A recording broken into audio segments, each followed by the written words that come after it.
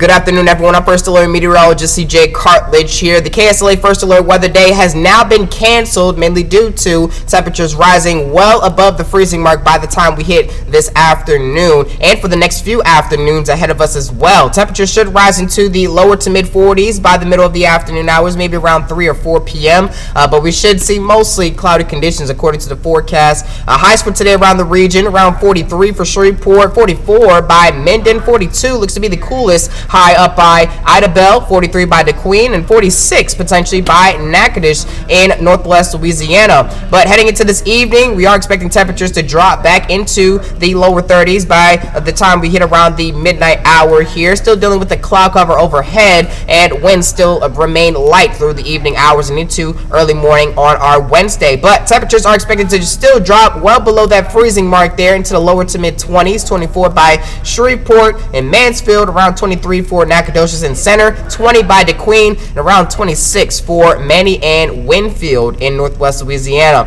Over through the daytime hours for our Wednesday, as you can see, temperatures will be rising into the upper 40s and lower 50s out there by the middle of the afternoon hours, but we should see some changes arrive as our next weather maker approaches from the west as we move into Thursday night and into our Friday morning. This will mainly be a cold front remaining dry for the most part. We could see a sprinkle or a flurry out of this low pressure system that will be moving through, but the main story looks to be those temperatures that will fall into the 30s for highs once again by the time we reach our weekend here. But rain chances are expected to rise by much, as mentioned before, with only a sprinkle or flurry possible.